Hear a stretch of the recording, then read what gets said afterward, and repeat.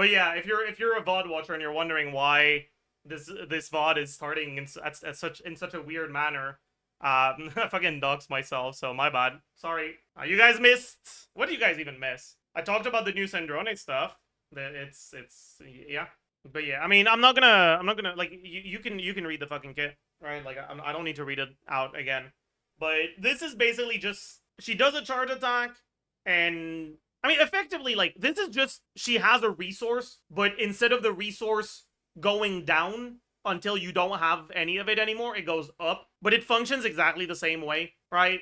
Just because it goes up instead of down doesn't change the fact that you have a certain amount of the resource you can use. It's just that the actual resource she's using is the remaining unfilled value of her overheat gauge, right?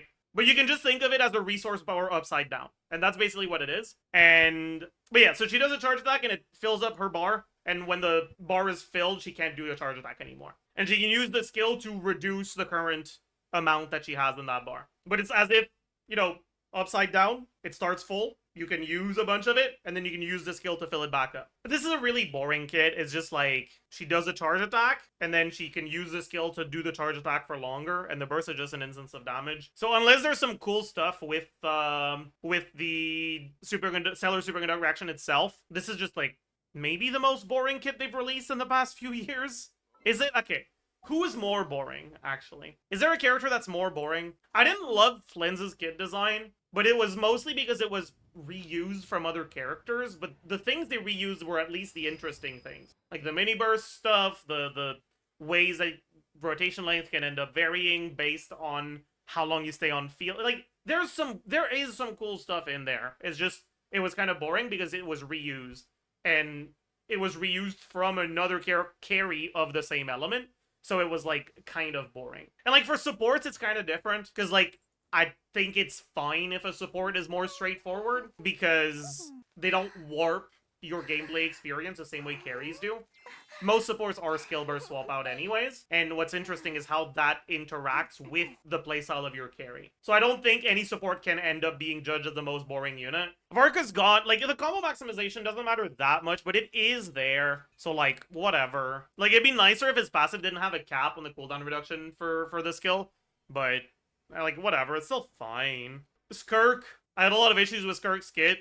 But a lot of it wasn't because the design was boring. It was because I just don't like team building restrictions that actively rule out units. I talked about it a lot when Skirk came out. I haven't talked about it that much since, but Skirk, I think it's really sad that if you want to play Skirk and your favorite support character is not Cryo or Hydro, you'll have to bench them when you play Skirk.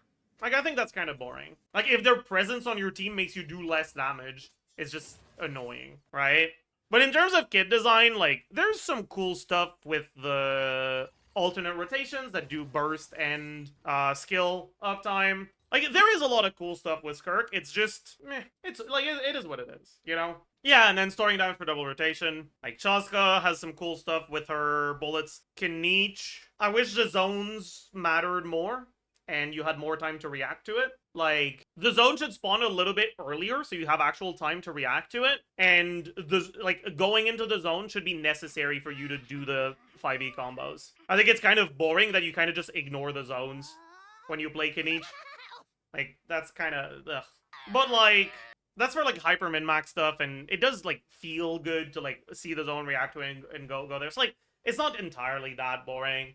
Molani base kit is kind of boring, but because she was the first real forward vape unit we had, the team building interactions she had with other characters were new, at the very least. I mean, Klangheim had some cool stuff. Or like, you know, the Bond of Life, making rotation length variable. Like, that's kind of cool. Gumming, kind of a similar thing to Molani, but for Melt. Navia? Navia might have been the last character that I thought had a kit that was that boring. Like, I hope the Stellar Superconduct stuff does some heavy lifting in terms of warping team building in an interesting way.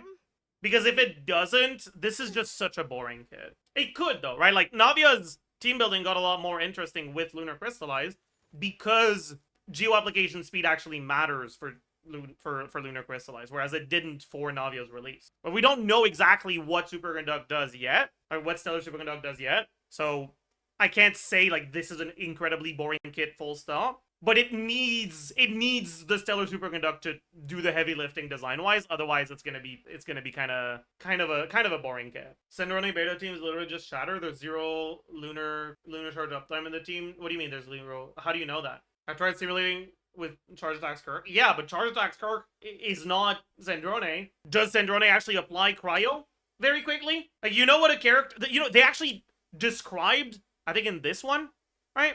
Her spinning speed will be similar to Sigwinny. Have you ever looked at Sigwinny's cryo app on the burst? It's really bad.